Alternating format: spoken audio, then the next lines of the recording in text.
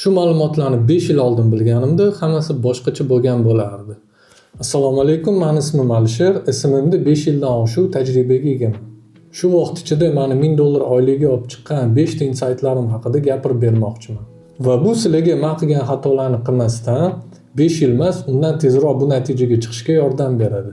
Men SMMga kirib kelishimdan oldin kasbimni topgunimcha juda ko'p vaqt o'tgan. Undan oldin menda kichkina vizitkalarni yasab sotish biznesim bo'lgan. Undan tashqari men ofitsiant bo'lib ishlaganman, fotograf bo'lib ishlaganman, operator bo'lib ishlaganman, dizayner va 3D dizayner ham bo'lib ishlab ko'rganman. Va men oxir-oqibat zamonaviy kasbni o'rganishim kerakligini tushunib yetganman. O'sha payt mening pulim bo'lmagan va men o'rtog'imdan qarz olganman. 2021-yil 4 millionga Target 3.0 kursini sotib olib, eng zo'rlar qatorida bu kursni bitirganman. Birinchi proyektimni men tanishimning oldiga borib, SMM va Target xizmatini taklif qilganman. Ya'ni SMM orqali sahifani kuchaytirib va Target orqali klientlarni zakazlarni ko'paytirib berish taklifini berganman va biz ishlaganmiz. Noldan brend yaratib, sotuv qilishni boshlaganman.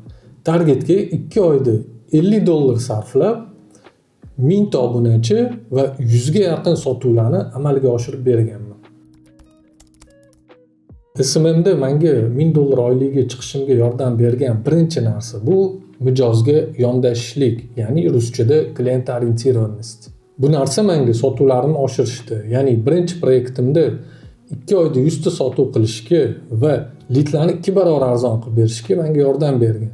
Klientga doimiy yondashishlik sizga bo'lgan hurmatni va e'tiborni karra barobarga oshirib beradi. Va bu instrument orqali siz klientlaringizni o'zingizga sodiq qilib qo'yasiz. SMMda siz buni community manager ishini qilayotganingizda va kommentariyalarga javob yozayotganingizda ishlatasiz. Qadri past deb bilingan instrument bu copywriting. Umumiy olganda matn yozish ko'nikmas. Meni fantaziyam yaxshi bo'lgani uchun esimda 3-proyektimda ishga kirayotgan paytim ayni shu ko'nikma menga ishga kirishimga sababchi bo'lgan. ChatGPT bor-ku, tekst yozishda muammo bo'lmaydi deyishingiz mumkin, lekin hozir ayni vaqtda inson yozgan matn ko'proq qadrlanyapti va sun'iy yozilgan matnlar уже odamlarning joniga tegishga ulgurdi. Eng qizig'i bu ko'nikma meni nozik joyim bo'lgan. Ya'ni men yaxshi matn yoza olmasdim. Va tajribam davomida men buni ustida ishlab, buni yaxshi darajaga olib chiqqanman. Lekin hali ham bo'lib turadi, xato yozaman va shuni to'g'rilash uchun men GPT dan foydalanaman va xatolarim ustida ish olib boraman. Bu yerda eng muhim narsa matnning stilini yaxshi tushunishingiz kerak bo'ladi. Ya'ni ChatGPT sizga bergan tekst yaxshi yoki yomonligini farqlay olishingiz kerak bo'ladi va u taqdim qilgan sizga stil to'g'ri keladimi yoki yo'qligini bilishingiz kerak bo'ladi. Umumiy olganda bu ko'nikma matnlarning ustida ko'p ishlayotganingizda shakllanadi. Bu ko'nikma aslida eng muhim ko'nikmalardan bittasi. Ya'ni biz hayotimiz davomida bir necha marta o'zimizni, g'oyamizni, fikrimizni sotishga majbur bo'lamiz. Va bunda bizga eng kuchli rol o'ynaydigan narsa bu o'zimizga bo'lgan ishonch hisoblanadi. Agarda sizda o'zingizga bo'lgan ishonchingiz kuchli bo'lsa, bu narsa sizga qiyinchilik tug'dirmaydi. O'zingizga bo'lgan ishonchni rivojlantirish uchun siz har doim o'z gaplaringizga amal qilishingiz kerak bo'ladi. So'z berdingizmi, bajaring va o'zingizga va boshqalarga nisbatan har doim rostgo'y bo'lishingiz kerak bo'ladi. Baland parvoz gaplarni gapirmang. Odamlarning ishonchini qadrlang. Prinsipialligingizni va chestniligingizni har doim bildirib turing. Men yoshligimdan texnikalar va ularning parametrlarini solishtirishni yaxshi ko'rardim. Hayotimda men Nokia 6230 ga o'xshagan oddiy telefondan sensorli telefonlarning rivojlanishini ko'rib kelganman. Va ularning rivojlanish davomida men ularni juda ko'p solishtirib kelganman. Bittasida ekran kattaroq, bittasida xotira kattaroq. Xullas, puliga qaysi telefon arziydi va shularni men solishtirib, analiz qilib va topardim. Kompyuterlarni ham shunaqa yaxshi tarzda bilib, o'zim yaqinlarimga, qarindoshlarimga tanlashda yordam berardim. Bu meni bir kuchli taraflarimdan bittasi desa ham bo'ladi. Va umumiy olganda men sonlar bilan ishlashni juda yaxshi ko'raman. Shu sababli marketing yo'nalishini tanlaganman.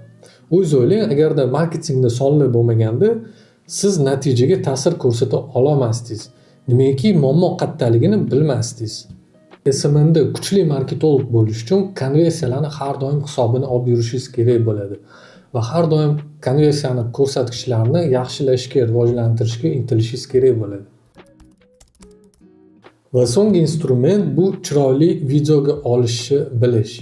Men qanaqa qilib buni o'rganganman desangiz, men SMMga kirib kelishimdan oldin 1-2 yil to'ylarda yurganman. Ya'ni operatorligi, yordamchi va o'zim ham bir nechta zakazlarga chiqib yurganman. Shuning orqasidan menda ozgina bo'lsa ham ko'nikma rivojlangan. Lekin bu asosiysi emas. Bundan tashqari menga bitta avto yo'nalish yoqqan. Bu stance madaniyati, ya'ni stance kultura deydi. Bu Amerikada juda rivojlangan bo'lib, juda ko'p odamlar bunga o'zini bag'ishlagan. Va YouTube'da shu madaniyatni roliklarini ko'rib, men sevib qolganman. Negaki bu eski mashinalarga estetik ko'rinishini berardi va odamlarni e'tiborini o'ziga tortardi. Shu roliklar meni videoga olishga juda qiziqtirgan. Bu roliklarni ko'rganimdan keyin men kinoshniy kartinkalarni ajratishni o'rganib olganman. Ya'ni kinolarda ishlatiladigan kartina ko'rinishi va qanaqa sirlarni tushunib olganman. Bundan tashqari men internetda ko'p videolarni kuzatardim. Ya'ni qanaqa olingan, nimalar ishlatilgan, nimalarga ahamiyat berilgan, shularni men izuchat qilardim. Bu rus tilida nasmotreniz deyiladi. Siz qancha ko'p videolarni ko'rib, ularni analiz qilsangiz, sizda nasmotreniz oshib boradi. Va shundagina sizda chiroyli videoga olish ko'nikmasi va sizda yetarli tushuncha paydo bo'ladi. Bulardan tashqari, lekin muhim bo'lgan yana 4 ta narsa haqida gapirib ketmoqchiman. Bular ham sizni SMMda $1000 oyligiga chiqishingizda juda katta yordam beradi. Birinchisi bu marketing va biznesga juda kuchli qiziqish. Qanaqa buni tez o'rganaman desangiz, sizga maslahatim audio kitoblarni eshiting va o'tdan olgan ma'lumotlarni o'zingizga tezda konspekt qilib olishni odat qiling. Ikkinchi narsa bu doimiy tarzda yangi narsalarni o'rganish hisoblanadi. Uchinchisi bu rus tilini o'rganish. Rus tilini bilmasdan turib yuqori oylikga harakat qilish juda qiyin hisoblanadi. Va odatda rus tilini bilgan xuddi sizdagi mutaxassis sizdan bilimi va dunyo qarashi bilan ajralib turadi. Va oxirgi 4-narsa bu portfolioingizni informativniy va chiroyli qilib upakovka qilish hisoblanadi. Ya'ni bu sizni odam portfolioingizni ko'rganda yoqib qolishi kerak. Ya'ni xuddi saytlarga o'xshab, UX, UI ga o'xshab qilingan va odamlarga bittada tushunarli bo'lishi kerak bo'ladi. Sizni eng zo'r ishlaringiz ko'rinib turishi kerak bo'ladi. Shunda sizni portfolioingizni oxirigacha ko'rmasdan ozginasini o'zida ko'rib, sizga qiziqish bildirishi ehtimoli juda oshib ketadi. Mana shu bilimlar va ko'nikmalar sizni SMMda hattoki marketingda $1000 dan oshiq daromadga oyligiga chiqishingizga yordam beradi. Men bilan birga SMM bo'yicha produkt tayyorlamoqchi bo'lganlarga taklifim mavjud. Kichkina so'rovnomadan o'ting va sizga mos bo'lgan produktni tayyorlashda o'z hissangizni qo'shing.